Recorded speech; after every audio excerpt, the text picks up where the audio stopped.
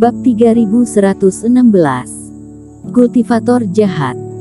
Alhasil, ketika benar-benar digunakan, Erikin menemukan bahwa ilmu sihir ini terlihat sederhana, tetapi kesulitannya ada di dalam pintu. Setiap kali sebilah pedang ditebas, kekuatannya akan bertambah, tetapi pada saat yang sama, kekuatan Reiki dan tubuh Taois yang terkonsumsi juga berlipat ganda, yang tidak sesederhana seperti yang dibayangkan. Ditambah jika tebasan itu hanya berjumlah 10, itu hanya ilmu dewa tingkat 2. Dirinya hanya mencoba ilmu dewa tingkat 2 saja, sudah begitu kesusahan. Coba lagi. Karena tidak bisa menerimanya, Erikin menggantikannya menjadi pisau spiritual dan terus mencoba. 2 jam kemudian, tanah ditutupi dengan berbagai potongan pisau spiritual dan wajah Erikin agak gelap. Selama 2 jam ini, di bawah latihan gilanya, dia berhasil belasan kali. Dulunya dia pernah berlatih ilmu dewa tingkat ketiga, tapi tidak pernah sesulit ini, belum lagi belasan kali yang berhasil ini hanya ilmu dewa tingkat kedua. Sedangkan jumlah kegagalan, tentu saja lebih banyak. Pisau spiritual patah yang berserakan di lantai adalah buktinya. Menyentuh dagunya, Erikin menggelengkan kepalanya tanpa daya. Sebelumnya, dia masih berpikir bahwa teknik abadi ini dipilih secara khusus oleh orang tua galaksi yang cocok untuknya, tetapi mengapa sekarang dia merasa bahwa dia dijebak oleh orang tua galaksi itu? Tampaknya tidak ada jalan pintas untuk berkultivasi. Bahkan jika tebasan Raja Abadi, tampaknya tidak perlu mengumpulkan sumber energi pedang, tetapi dia memiliki pemahaman yang cukup tentang pedang. Tetapi jika ingin menggunakannya, harus berusaha lebih keras lagi. Akan lebih baik jika dirinya terlebih dahulu memahami aturan sumber energi, baru berlatih. Erikin, tempat percobaan hampir tiba. Pada saat ini, Erikin mendengar peringatan dari Iblis Fu. Paham. Karena sudah berubah pikiran, kerohanian Erikin kembali ke kapal bintang. Pada saat ini, embusan angin secara bertahap bertiup di depan kapal bintang dan gelombang air di galaksi terus berdatangan. Bahkan pakaian dan rambut para kultivator sudah berkibar. Di langit, kabut berangsur-angsur menyebar, menghalangi bintang-bintang. Semua kultivator telah menyelesaikan kultivasi mereka dan semuanya berdiri dengan ekspresi serius di wajah mereka. Semua orang tahu bahwa ini adalah tempat berbahaya lainnya yang diatur oleh petinggi galaksi. Erikin juga mengeluarkan pedang Qingtong. Ini adalah tempat berbahaya yang biasanya, jadi seharusnya tidak sulit untuk dilewati. Namun, ini adalah pertempuran pertamanya setelah menggantikan Ritz Sun dan Erikin secara alami sangat mementingkan untuk mencoba masuk 5 besar. Segera, angin dan ombak yang bergulung di depannya menjadi lebih ganas dan kabut menjadi lebih tebal. Beberapa raungan, seperti guntur, datang dari tidak jauh di depan. Kabut tebal bergejolak, menyebabkan rasa sakit di gendang telinga, dan kapal bintang berguncang tertiup angin dan ombak. Erikin melihat ke arah suara. 2 pasang mata merah pertama kali muncul di kabut. Setelah itu, semua orang melihat 2 monster yang setengah manusia dan setengah iblis. Kedua orang ini tampak seperti manusia, berdiri tegak dan melayang di udara. Namun jika diperhatikan lebih dekat, kulit mereka ditutupi sisik dari ujung kepala hingga ujung kaki, seperti sisik ikan. Sedangkan di kepalanya, ada 2 tanduk yang terlihat sangat aneh.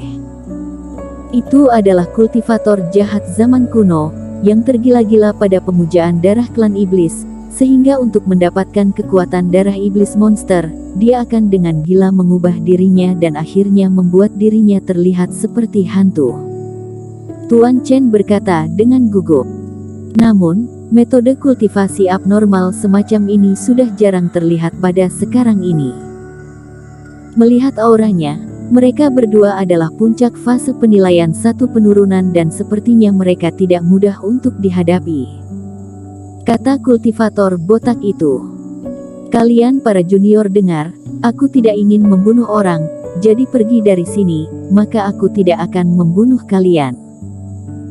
Menyaksikan kapal bintang itu berangsur-angsur berhenti, wajah kedua pembudidaya jahat itu sedingin es dan salah satu dari mereka memandang para pembudidaya dari jauh dan berbicara dengan dingin. Jika tidak, kami berdua akan memotong kalian menjadi daging hanya dalam hitungan menit dan kalian akan menjadi seperti orang-orang ini. Yang lainnya juga tersenyum muram, melambaikan tangannya dan seutas tengkorak putih terbang di belakang keduanya, yang tampak mengerikan. Ekspresi orang-orang mengalami perubahan lagi. Jelas, meskipun kedua pembudidaya jahat ini tidak terlihat seperti manusia, namun mereka tidak kehilangan kesadaran kultivator dan dengan mereka dapat membunuh begitu banyak kultivator, dapat diketahui bahwa kekuatan mereka memang sangat bagus.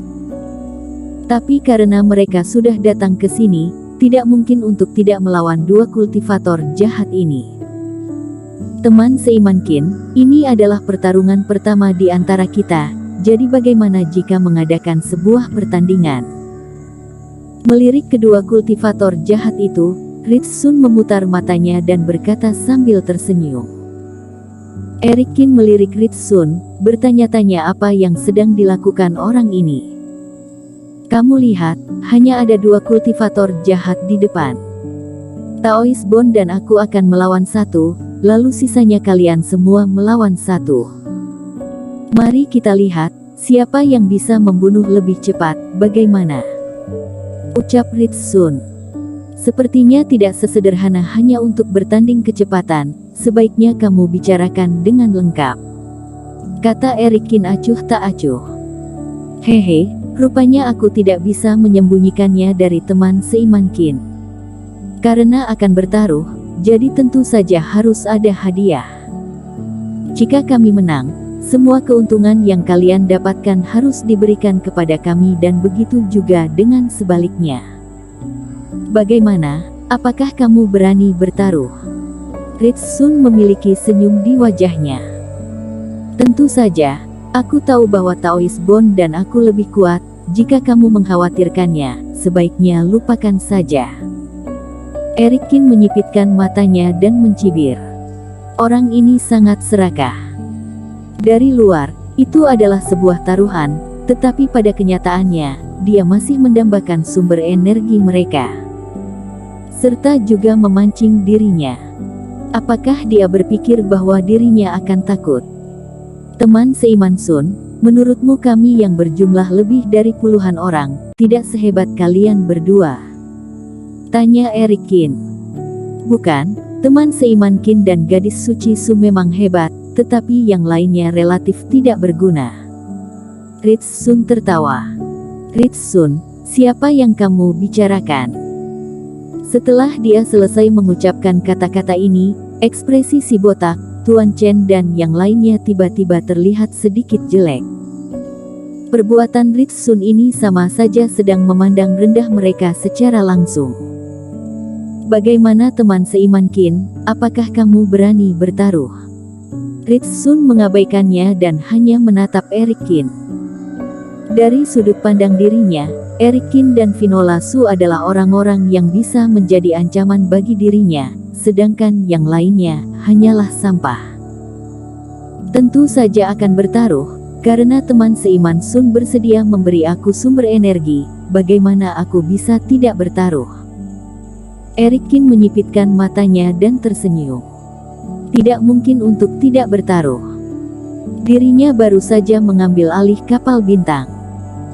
Jika dirinya diremehkan oleh orang ini di pertempuran pertama, maka dirinya sudah tidak akan bisa menekan Ritsun di masa depan.